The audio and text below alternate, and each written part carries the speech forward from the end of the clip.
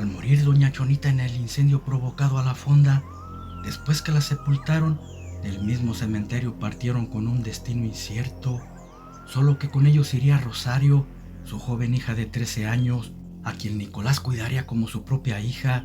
Estaba sola y no podían dejarla, puesto que cuando llegaron al pueblo, ellas les habían tendido la mano sin siquiera conocerlos. Además podría estar en peligro si había más facinerosos.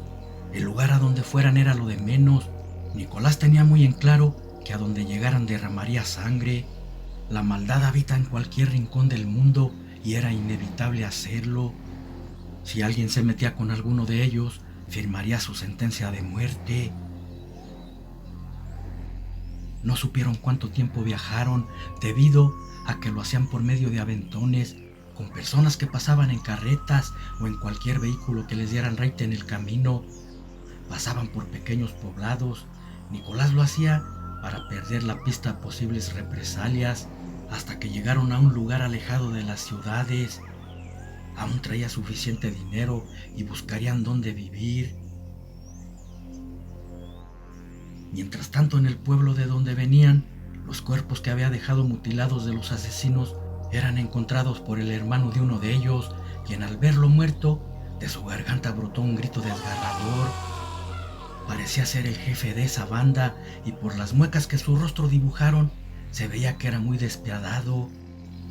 Con un tono juró no descansar hasta haber muerto a quien lo había hecho, prometiendo que no habría lugar en la tierra donde se pudiera esconder. Entonces empezó a investigar con los vecinos de su casa para ver si alguien había visto o escuchado algo inusual la noche de los asesinatos. Era un tipo muy listo, sagaz, además temido por la gente de ese poblado. Infundía miedo a quienes no aceptaban sus órdenes.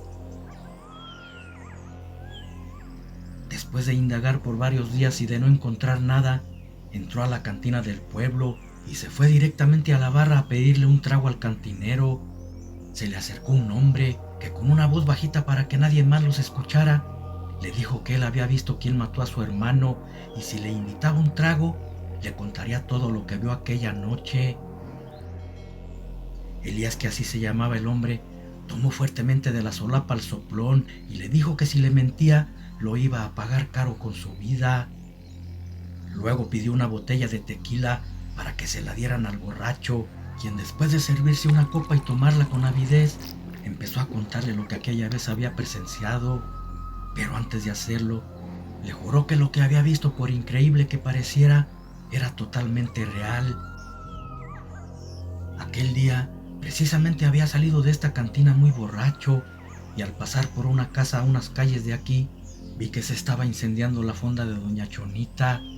En eso miré que de entre el fuego salía una bestia descomunal, parecida a un perro, solo que mucho más grande, y aunque llevaba a un niño en cada brazo, brincaba con agilidad librando las llamas del incendio hasta que se perdió en la oscuridad.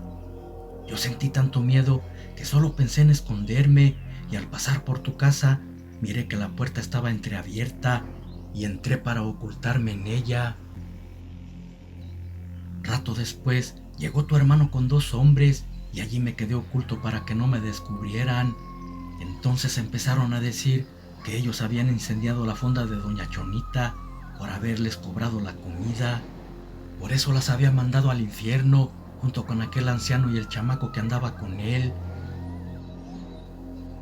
En eso escuché que se quebraban los cristales de una ventana al entrar alguien abruptamente por ahí. Después se oyeron gritos aterradores de uno de los hombres al ser destrozado por una fiera bestia entre fuertes gruñidos. Eran de algún enorme animal. También sonaron muchos disparos que tu hermano y su amigo le hicieron a lo que había matado a su compañero. Pero fue algo asombroso, porque aunque todas las balas pegaron en su cuerpo, no le hicieron ningún daño. La bestia se abalanzó contra ellos y con una fuerza increíble los estrelló en los muros de la casa sin hacer mucho esfuerzo hasta matarlos. Entonces pude distinguir algo que nunca había visto en esta mísera vida. Era algo descomunal, fuera de este mundo. Tenía un gran hocico parecido al de un lobo. Sus manos y pies parecían garras. porque miré que con ellas desgarraba la espalda de uno de tus hombres y lo levantaba en vilo como si fuera un muñeco. Medía casi 3 metros, su cabeza casi pegaba en el techo cuando se paraba en sus 2 patas, con un pelaje negro muy áspero que cubría todo su cuerpo. Pero hay otro dato muy curioso, no sé si este esté relacionado con esto, pero días antes mataron a otros 2 compañeros de tu hermano en el callejón donde curiosamente vivía el anciano y su nieto. Para mí que aquellos niños que fueron rescatados del incendio por aquel engendro era nada más y nada menos que la hija de Chonita y el nieto del anciano. Fue raro, porque después de enterrar a doña Chonita, el anciano y el niño se fueron llevándosela con ellos. Así que saca tú mismo las conclusiones. Aquel astuto hombre empezó a atar cabos. Con todo lo que el borracho le había dicho, llegó a la conclusión de que el anciano era nada menos que un hombre lobo. Aunque había escuchado algo sobre ellos, nunca había visto uno real, pero no les temía. Había investigado algo sobre ellos y sabía cómo matarlos. Entonces se preparó con plata. Tenía que hacer muchas balas para ir a cazar a aquella bestia que le había quitado la vida a su hermano y lo buscaría hasta por debajo de las piedras. Tiempo después, a muchos kilómetros de ahí, el viejo Nicolás y los chicos habían encontrado una cabaña abandonada lejos del pueblo. Ya no tenían que aparentar que era un viejo, puesto que nadie los conocía.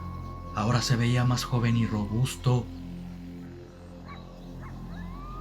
Entre los tres la acondicionaron para vivir cómodamente en ella. No necesitarían luz eléctrica, se alumbrarían con quiqués de petróleo. Además, cerca de allí pasaba un río con aguas muy cristalinas. Había muchos animales que cazar y tierra para sembrar hortalizas. Su idea era no derramar más sangre y solo alejados de la humanidad podría hacerlo. No obstante, la maldad donde sea existe y es un tanto imposible para alguien como él no hacerlo, dado que cuando menos lo esperas se aparece el diablo en cualquier forma. Un día que Rosario había ido al río por agua, aparecieron 2 cazadores y al verla sola quisieron abusar de ella. Cuando la tuvieron en su poder como fiera se defendía, pero no era suficiente para librarse de aquellos malparidos rufianes. Con el fino oído de lobo que Nicolás tenía, alcanzó a escuchar claramente los gritos de la muchacha y su instinto de la bestia le indicó que estaba en peligro. Mientras tanto, los cazadores se relamían los bigotes al ver el cuerpo de aquella niña que casi habían desnudado al romper sus ropas. A punto estaban de cometer su vil canallada cuando un potente rugido los interrumpió.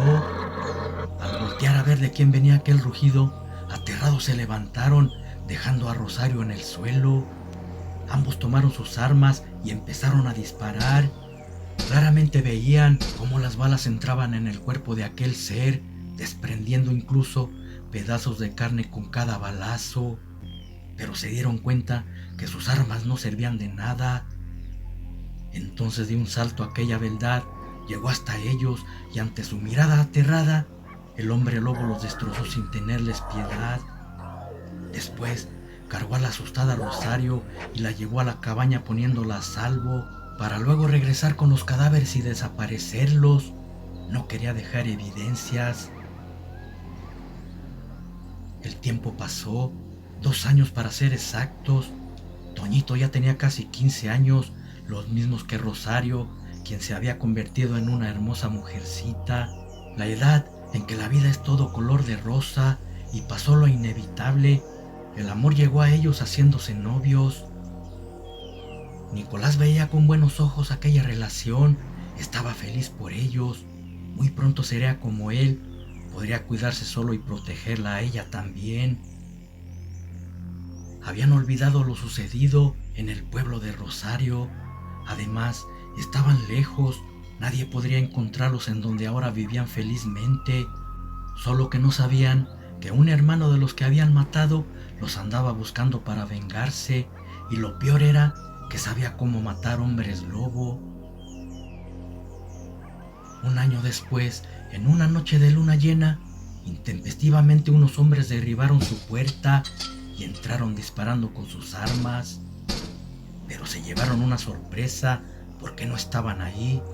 Sus instintos de lobo le habían avisado del peligro y puso a salvo a sus nietos, ocultándolos entre unos matorrales. Con la sorpresa a su favor, de entre la oscuridad saltó el imponente humanoide sobre ellos, sin darles tiempo a recargar sus armas, eliminando a casi todos con sus poderosas garras y mandíbulas. Los demás salieron huyendo aterrados al ver contra lo que estaban luchando. Elías, que había sobrevivido al ataque, al sentirse en desventaja por no traer balas a su rifle, asusó un par de perros Doberman que traía contra el lobo y aprovechó a recargar el arma para huir por entre los árboles del bosque, en donde por casualidad se topó de frente a Toñito y su novia, que preocupados por los disparos iban a ver qué había sucedido. Pensando que matándolo sería su venganza, apuntó directo al muchacho y en el momento del disparo, Nicolás el hombre lobo se interpuso entre ellos de un salto, entrando las 2 balas disparadas en su cuerpo. A pesar que eran de plata, todavía resistió dando pelea, pero algo estaba sucediendo con Toñito, porque al ver que su abuelo estaba en peligro de muerte, una ira tremenda invadió su ser.